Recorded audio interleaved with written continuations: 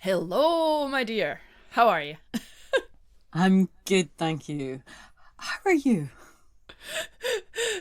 Enjoying myself, though tired. I think everybody can relate to being tired at the moment. It's that time of year, I think, that tiredness is just the default position. It's so odd though. Like there's this rumor that Christmas time is supposed to be nice. But yet everybody's running around in circles and we just don't stop. It's like, okay. I think Christmas time is nice from looking from the outside. You get all the twinkly lights, all the presents, all the festivities, and all the rest of it, and that's all nice. But the preparation and the planning and the having to prop everything up to make it all happen, that's not so nice. And yet who says that we have to do all this? Like who's in charge? Well, we don't have to. There you Although I go. did, I did put some Christmas decorations up yesterday for the first time, and it was quite enjoyable going through the box. I don't know whether you have decorations that you put up year after year, um, but yeah, opening that box and just remembering, and that's what I really love is the memories for me about certain items. So I have some Christmas decorations that people have gifted me over the years, or other ones that I've made with my children. We have a string of lights that we now have pins in the back of the wall, and we string it up in the shape of a Christmas tree. So we have lights behind the sofa, which light up, which, yeah, just little Christmas traditions like that, I think are nice. Mm. Yeah. I don't know. This year I have hardly put up anything. Um I have that box and it just I don't know. It can't really get myself to yeah, to get in the mood of things. The only thing that I really do enjoy is my advent calendar because that's a big thing in Germany that that we do. And this year I created one myself with 24 stories so that people can open doors and little doors and they have QR codes and then they can scan them and they get to 24 stories. And it's so nice to get feedback on that. People are loving it. And Amazing. I have many friends who bought it for their kids because they're saying we're so sick and tired of all the consumerism, of all the chocolate, and of all the little gifts that then, you find lying around in the house, abandoned. And with this kind of a calendar, they have a ritual that they can enjoy together. And that makes me really happy because I love the sort of expectation of, okay, the light is returning, the solstice is coming. And to have that every day, I really enjoy that. So that, yeah, that makes me happy. Fantastic. Yeah, I mean, I never got into the whole. When I was young, our advent calendar was just there was a picture, there was a door, and behind the door, there was a little picture which told a story on its own, and that was enough. And then suddenly, I don't know where it came from. I think I know where it came from. But anyway, all these chocolates and sweets and things started appearing, and it wasn't an advent calendar unless you got a chocolate. And I never ever bought into that. I don't think I've ever bought a chocolate advent calendar because to me, if you want chocolate, go and buy a bar of chocolate because it's much cheaper and much less waste as well. But what we did have when my children were younger was I got an advent calendar that was little miniature books. And every time you opened a door, behind was this little miniature book that then turned into a decoration that you could hang on the tree, and I really loved that. And when you said that you were doing your advent calendar, it just reminded me of that so much. And I thought, what a special thing to have a story as a treat for Advent. Mm-hmm. Yeah. Yeah.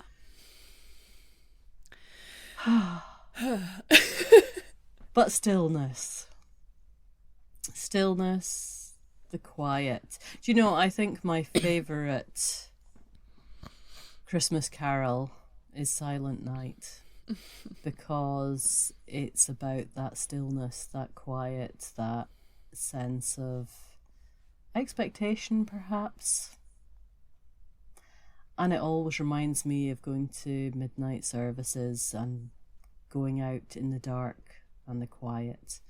and the house being still when you leave and being still when you come back, and the streets being empty, and just feeling that quiet, that is like a blanket on the world. And I think winter is such a time for stillness. Can you? I need to research something. Just two seconds. I have to look something up. 'Cause that's.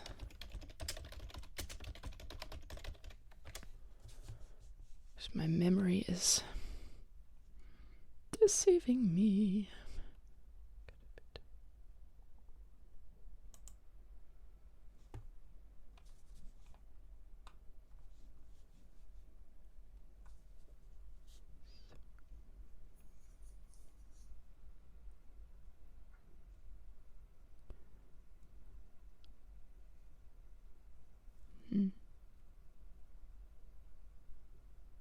Okay. Yep. Okay. No. Because there's a whole story around the Silent Night carol, but I don't know it just now. We don't need to include that. I'm just waffling. No, that's fine.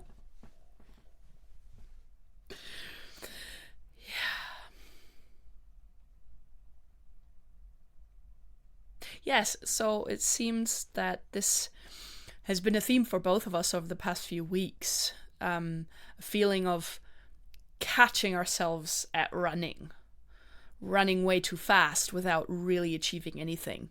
Running for the sake of running from stuff, running because of fears, all that kind of a caboodle.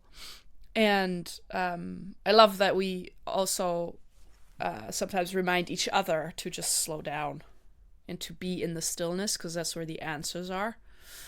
And I'm finding that's more and more true as things are speeding up, especially now with this, pre-Christmassy vibe, to find a place of stillness within myself that I can come to, and then just breathe. And then let things flow from there, rather than trying to achieve them, rather than trying to push them, to make them happen. That sort of a hardness. And so, yeah, I'm curious to see how this conversation is going to unfold around this theme. Definitely. Sorry, I got a notification. I'm just shutting that off.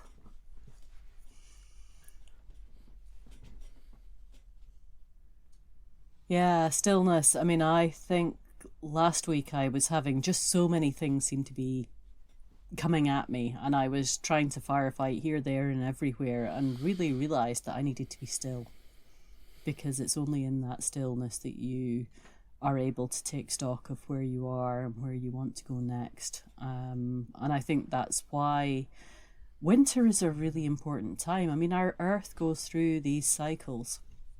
It depends whether you're in the northern or southern hemisphere, whether you're equatorial or northern latitudes, southern latitudes, wherever it happens to be. But we have cycles through the year, whether that's the dry season, the wet season, spring, summer, autumn, winter. We have these periods in the earth, but also in ourselves as well. And I think as we are approaching, recording this, coming up for the solstice, it's that quiet, dark time of the year. It's the time when we can actually preserve our energy, where our energy needs to be preserved. It's what everything in the world round about us, nature, is telling us. It's a time to be still. It's a time to be quiet. It's a time to conserve the energy that you have, but also to think of the new plans for the future. What growth is it that you want to do over the coming year, and how is that going to go? Mm-hmm. If we don't allow ourselves the times of stillness, how are we ever going to know what new shoots there are that can grow, that are the ones that we want to flourish, that we want to put our energy into?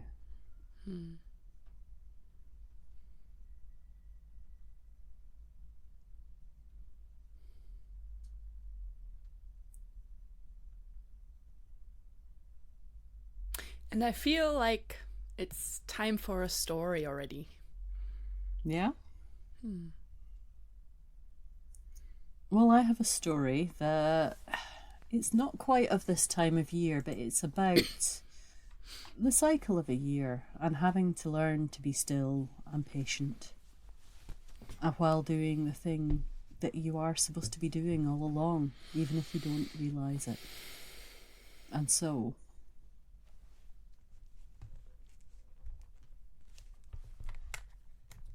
we're heading for the island of Skye.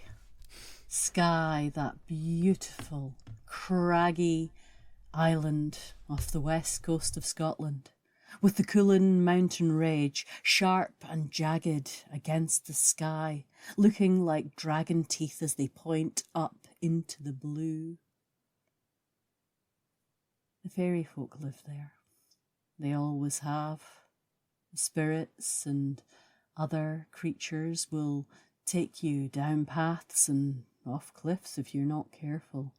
And so, going up into the mountains has always been a risk. You do it when you are confident. You do it when you are able. You do it showing honour to the mountain range itself. And the people who live in Skye, in the shadow of these beautiful mountains, well, they love the seasons. They love the spring when the air starts to warm and the sun begins to rise once more into the sky, bringing warmth with it. They love the summer, those beautiful summer days when everything seems calm and possible. It is brief, the summers though, on Skye, and soon we are heading toward the autumn and the fruits of the harvest and getting ready for the winter. And that is where we meet a group of young women heading out of their village in late summer as it is heading toward autumn, because they are gathering the fruits from the hills, the blaeberries, those beautiful, dark, purple, juicy berries. Ah, imagine popping one in your mouth and tasting the amazing freshness of its flavour. They each have large wicker baskets, and they are picking these berries to be used in crumbles and pies, to be dried for throughout the year.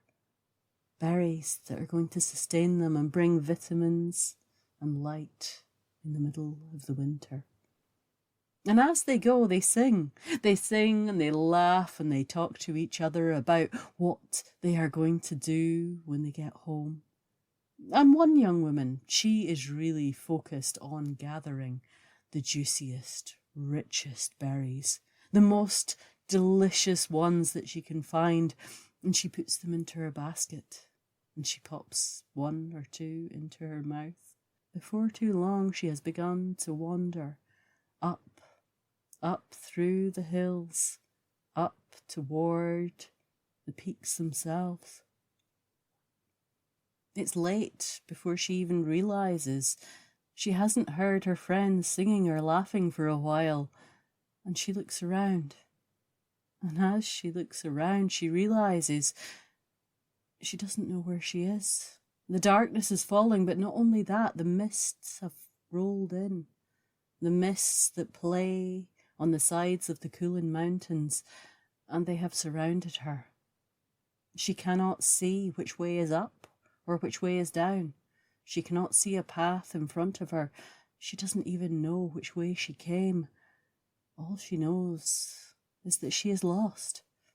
She is lost in the Cuillins when a wrong turn can get you lost forever, where spirits might snatch you away.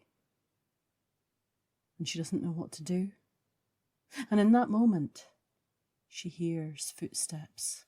Footsteps coming towards her out of the mist, and as they approach, eyes appear here and there before resolving into the bodies of deer.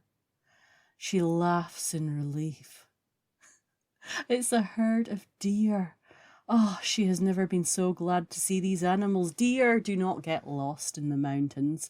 No matter whether it is dark or misty, deer always know where they are going, and one of the deer walks over to her, and the deer offers its muzzle, and she touches its nose, and then the deer turns, and she waits and looks at the young woman, and the young woman realizes that the only way for her to get out of the mountains is to follow the deer, because they will not lead her over a cliff.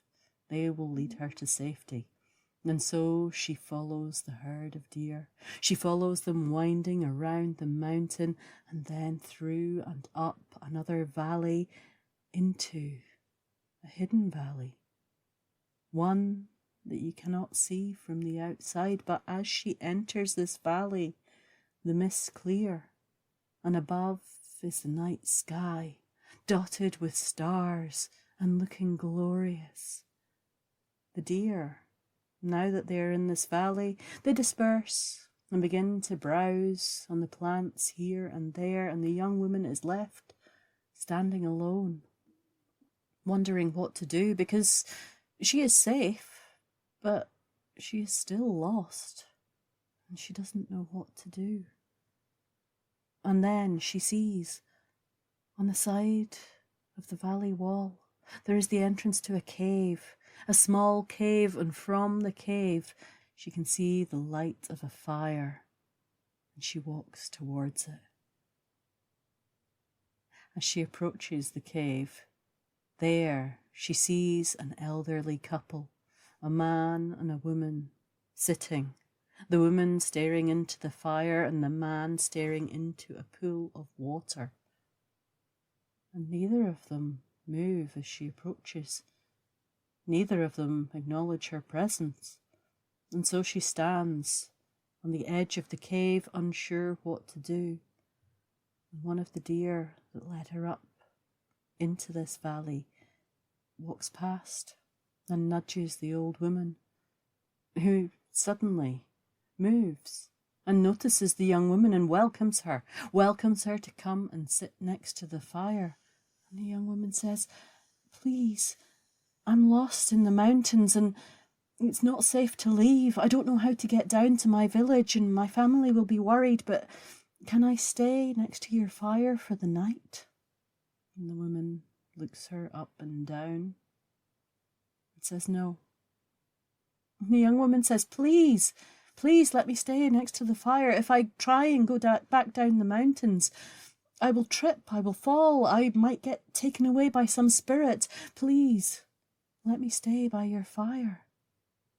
"No," said the old woman again, "you cannot stay by my fire for a night, but you can stay for a year and a night." Well, the young woman doesn't know what to do. She can't stay away for a year. She has things to do. She has so many chores that she has to do to get ready for the winter. And she begs, "Please, just one night, that's all I need." But the old woman insists that she is here for a night and a year. And so the young woman has no choice. She sits down next to the fire and she wraps her shawl around herself and she closes her eyes and she sleeps. She sleeps and she has the most deep and beautiful sleep that she has ever had. And in the morning, she opens her eyes and there are the old couple sitting just where she left them. And the old woman sees that she's awake and picks up a pail and says, "Come, child, I will show you our ways. You will learn and apprentice with me."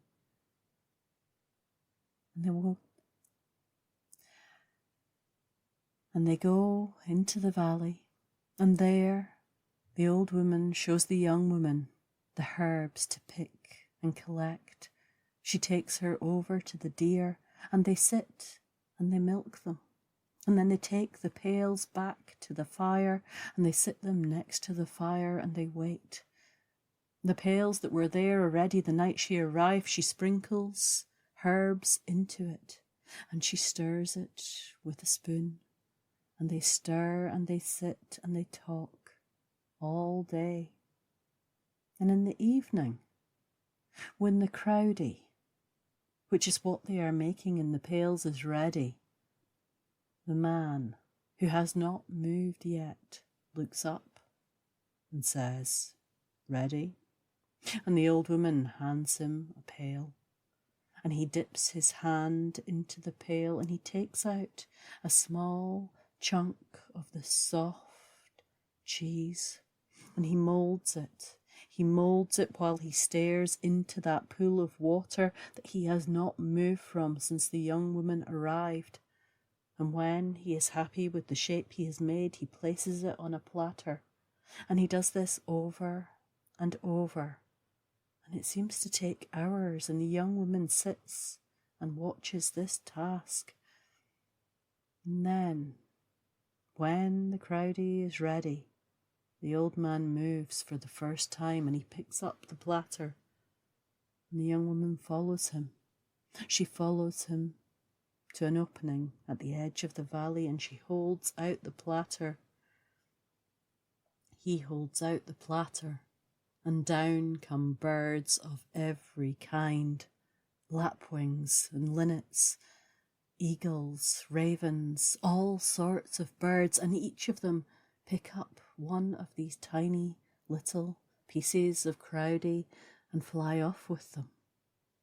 And once the platter is empty, the man returns once more to his seat, staring into the pool of water. And the young woman turns to the old woman and goes, "What happened?" And the old woman says, "Oh, my dear, we are the dream makers.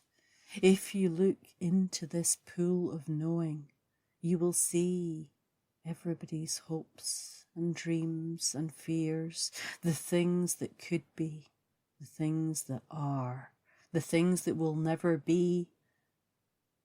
We hope. And we take these and we weave them into dreams, and then they get sent around the world by the birds. They take one to every dreamer every night. And they will dream whatever it is that they are meant to dream. And you are here to learn how to do this, how to take this knowledge, and how to weave dreams of your own." And the young woman, well, she does learn. She learns how to milk the deer on her own. She learns exactly which herbs to pick and which quantities to sprinkle them into to make the mixture just right. She learned to look into the pool, to see the depths of knowing and understanding, to see the possibilities, the hope, the fear in the world. She realizes how to pull all those possibilities out and weave them into this tiny little package to be taken around the world. And all too soon, the old woman says to her, "It has been a year and a night. You have been with us for the allotted time, and tomorrow you must leave." "Leave?" said the young woman. "But I've only just arrived. I've learnt so much from you. I love you both like my own grandparents. Please, do not make me leave." The old woman smiles and shakes her head and says, "Time does strange things here, but it is time for you to go. And tomorrow you will leave us, because it is your destiny." And the young woman, well, she goes to bed that night. And when she wakes in the morning, she hugs the old couple because they have grown so dear to her. She turns, and the deer collect and help to lead her back down the mountainside, down, past waterfalls, through little scrubs of woodland, and down onto a beach on the western side of the island, one that she has never seen before. And she says thank you. And she looks around to work out which way her village is, but the deer crowd around her and prevent her from moving. And she looks out to sea, and she can see, paddling across the waves, a little round boat, a coracle. A coracle is paddling toward this very beach. She stands and she waits, and in this coracle is a young man that has the most beautiful countenance she has ever seen. He looks as if he is almost glimmering. And the coracle lands on the beach, and the young man stumbles and scrambles out of the boat in his haste to get to her, and he falls to his knees at her feet, and he says, "It's you. It's you. I'm here, and it's actually you. Every night for the past year, I have dreamt of you. I have dreamt of you, and I have come to ask you to come back across the ocean with me to the land of Tir na Nog, the land of the ever young. Please come and teach us your ways, teach us about the world, and become our queen." And the young woman realizes that this is her destiny. She didn't even know. And so she agrees. And her and the young man get back into the coracle and they paddle off. And she is still there, teaching the folk of Tir na Nog how to read the signs, how to understand the layers in the world and see our hopes and our dreams. Thank you.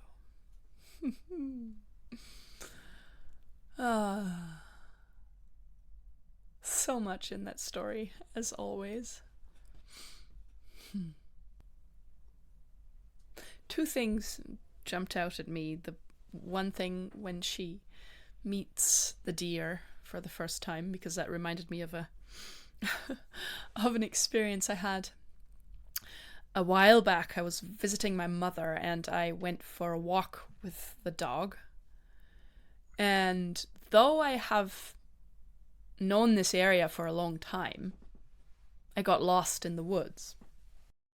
Like really, really lost. I've never had a similar experience before that. It became the thickest, densest undergrowth, and I had no idea where I was. I had no idea how to get out.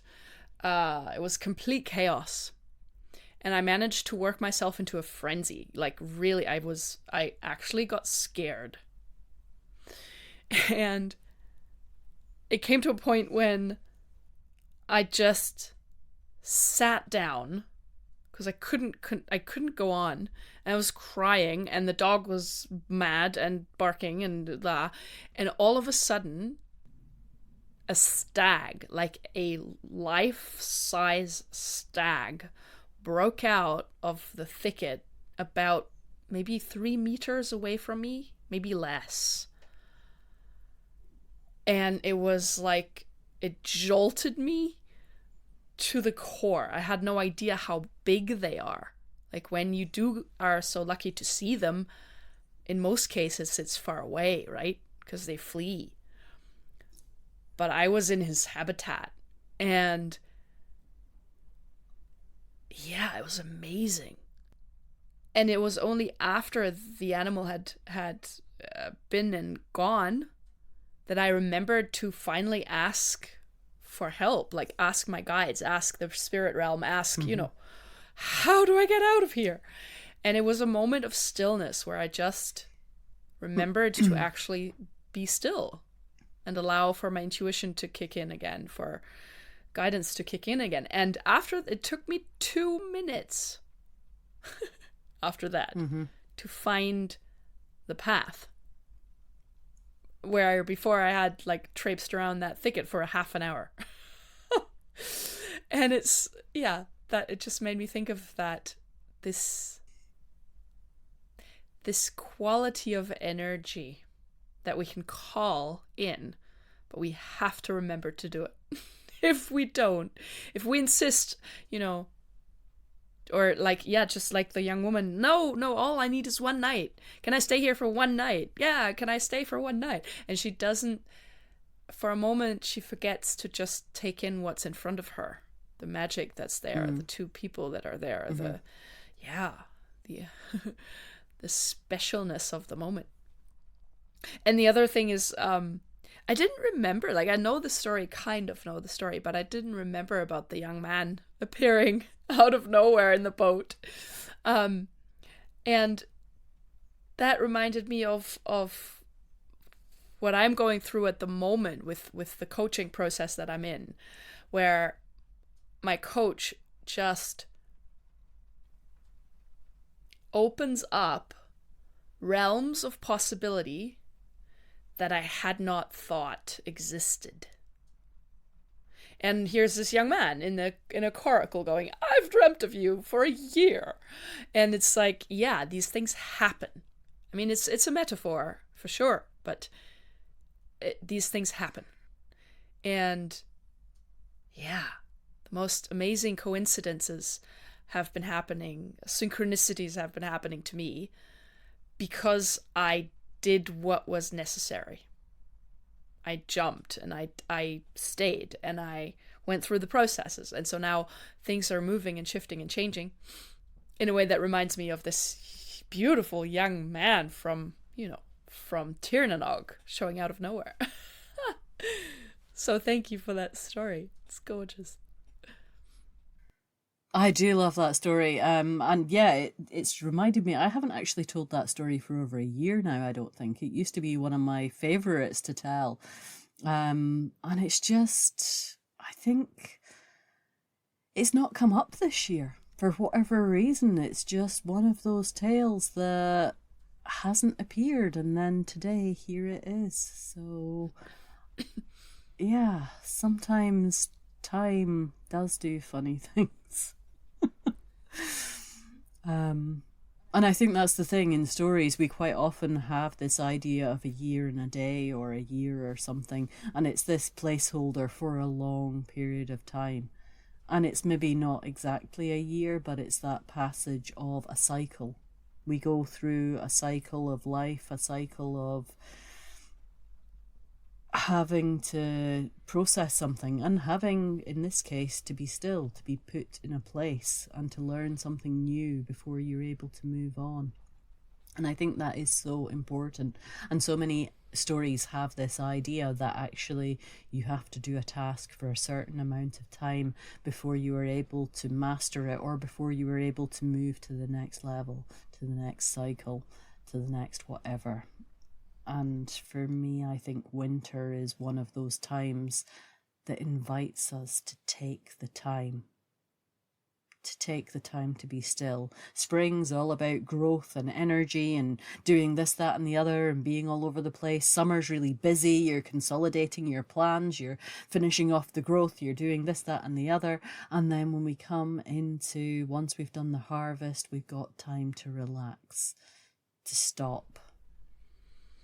And in societies, pre-industrial societies where we were back, there would have been this rhythm to life. It would have been much more about where are you supposed to be at different times of the year. Now, physically, migrations would have happened. We would have moved north in the summer and south in the winter and so on, and moved with the sun, because it's so important. But then when we began to settle, even in Scotland, we have sheilings, places that you would go in the summer, but then you would have your house in the winter further down the hill.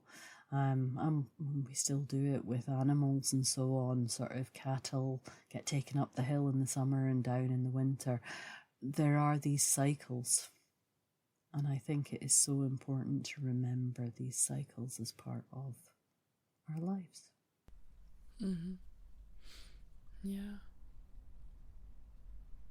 And I don't know about you, but for me, in the past few years, my calendar seems to have shifted. It's gravitating towards the natural high points of the year, the solstices, the ancient feast days, rather than something imposed by, a calendar or the church or any such entity, and it feels very potent.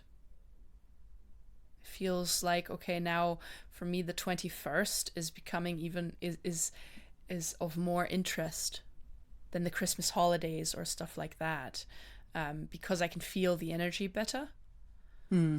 And also, I was thinking that this whole year and a day thing, it has an interesting energetic signature because it is precisely not a year, but it is a year and a day. So it's the cycle plus somewhat, and that's interesting because it means, yes, you've gone full cycle, but you've gone further. Hmm. You've proved that you can continue even after one cycle has finished. And that's an interesting, I find that interesting. It's in so many stories. And I believe it's not just, it's not just about long time, but about this much extra that you have to do or be or stay or in order to then continue on your way or be admitted to whatever next level there is in the story. Yeah, absolutely. I think the natural cycles, they have been so long established. I mean, solstice, I mean, it makes sense in terms of nature, just the physical world, solar system. I mean, there is the high point and there is the low point in terms of where the sun's position in the sky is. And then you have a lag in terms of light and heat and all the rest of it, which we then work with. But we are part of the natural system. We recognize these. I think there's a real tendency in today's world with our scientific knowledge, but also our access to every sort of knowledge, to think that we know more than people did in the past. But people in the past were so much more connected with the cycles, with the environment that they were living in and experiencing day in, day out. When you look at the alignment of things like Stonehenge or Maze Howe and so on, you can see that they are aligned perfectly for the solstices, for these special days, because people understood that these were the key parts in the cycle of the year. And yes, there were stories about, well, the sun. You need to measure whether the sun is coming back again, because there are the stories of the sun being eaten or the sun going away or all the rest of it. And you want to know when that moment has passed that actually you are now going toward the arc of the light half of the year or whatever that happens to be. And people did know that, and we do know that. It is still in our bones, it is still in our DNA. There is still some part of us that is connected to our ancestors, to the ancients that were so connected with all this. And of course, that's the time that we feel in our bones. Usually on the solstice, I head up to about 2 miles from my house. There is an Iron Age fort, and on the hill opposite it, there is a Bronze Age fort. And between these two Bronze Age and Iron Age settlements, it feels like a very special place to go to me on the solstice, because the people who lived there at that time would have been celebrating the solstice. They would have been looking out for that. And 2 years ago, I was up there. Both of my children came up with me. We went up for the sunset on the 21st. And as the sun was setting and the last of the rays were dipping below the horizon, we lit a candle to sort of capture the energy from that. And at the moment we lit that candle, 2 ravens suddenly appeared, and they circled round the hill fort and round us, and then landed on a tree just in our line of sight. And it felt like such a magical moment. It felt like there was some magic happening, like honouring that part of the year. And it's one of those special memories that I think we have so many opportunities to take part in, and we don't always open ourselves up to them. But ceremony, again, it helps to connect us. It helps to allow the ravens, the pine trees, the wild, whatever it is, into our hearts and into our souls. Wow. That's amazing. What are Odin's ravens called? Hunin and Munin? Something like that? Hugging and mugging, or yeah. Yeah, it doesn't, yeah. Yeah, it felt like they had Oh. come to have a chat with us, so yeah. Wow. Yes, there it is. Story magic. Do you have any solstice traditions or new rituals that you are feeling drawn to in any way?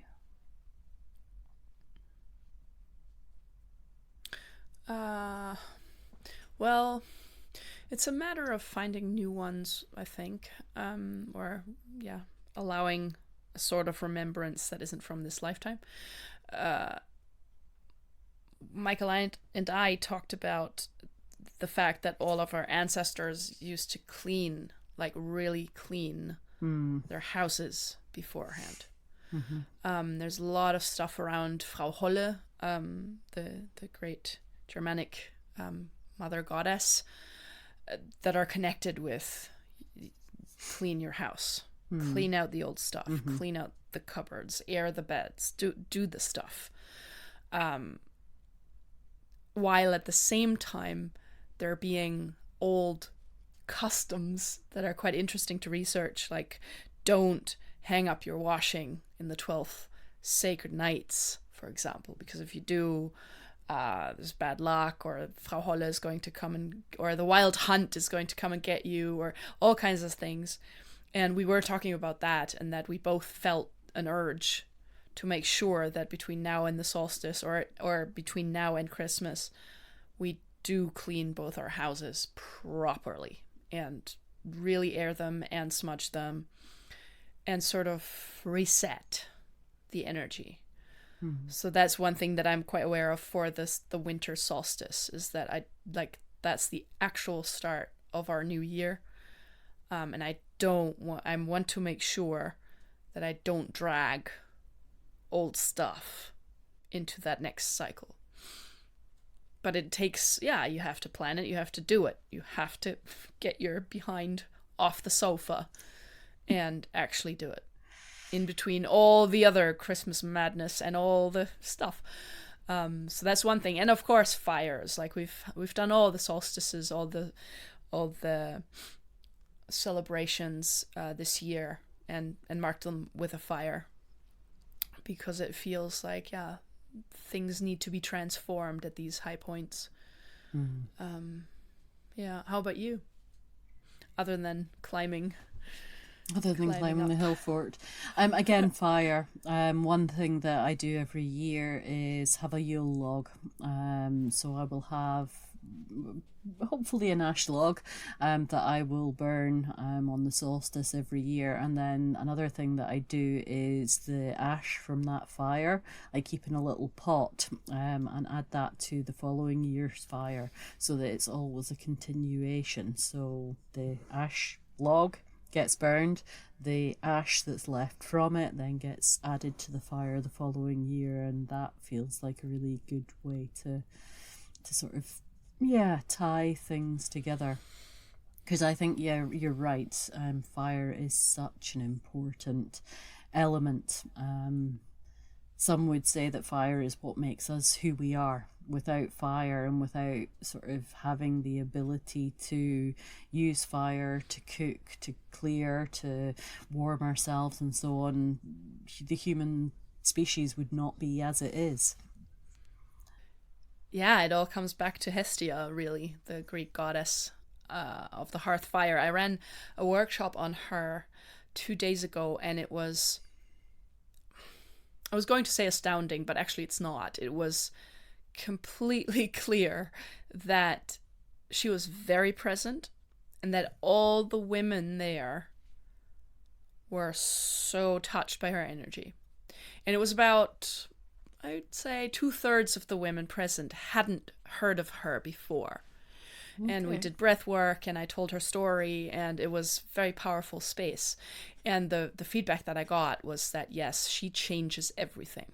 And Mm. it is, we say she is the first and the last. And it's so wonderful to have this goddess step out more strongly in these times, because I feel it's her time. She is wanting to remind us that we have to gather around the fires again, and also light our inner fires and keep them Mm. going. And when I asked the women present who's familiar with this feeling of, the fire either flaring up, being all consuming, and then burning out, Mm-hmm. or somebody actually dousing your fire. We've talked about this before. And Hestia is your ally in actually sustaining a very gentle, beautiful flame. Mm-hmm. And the solstices are a great way to honor her, I think. Absolutely, yes. Yeah, I mean, I think hearth, Hestia, is the goddess of the hearth, obviously, but that has the same root as heart and our own internal system. It is the hearth, the fireplace was the heart of the house. The family and our own heart is the thing that keeps us beating, keeps us moving, keeps us inspired. Yeah, so I think Hestia is definitely a goddess to be honoured as part of the solstice and the changing of the year, renewal and rebirth, and that idea of taking the old and making it new, and so on, and first, last, and continuing. I have loved this conversation, and I think I am feeling tired, as you started this conversation saying, and I think perhaps we will just sit for a little while and meditate on whatever it is for each of us that we need to be still and just sit with for a while over this winter. It's a cold night here in Scotland, and I think it's a good time to sit by the fire and to think of what might happen in a year and a day, or more or less, what spring shoots might bring, what ideas there are, but to allow them and not force them, I think, is such a special thing. Yes. So maybe it is also time to thank our listeners. It's been such a great journey so far. Thank you for all your appreciation, all your comments, for joining us on these journeys. And yeah, I look forward to many more of these conversations with you, Cara. It's a joy, and I love that we can bring whatever is alive within us, and that we can come to these talks in any state and just be with story, just be with the power of story and the magic of it, and with each other. And yeah, wishing you all the best out there. May you have a blessed Christmas and New Year's, and may your 2024 exceed all expectations of anything good, sacred, joyful, and light that you can imagine.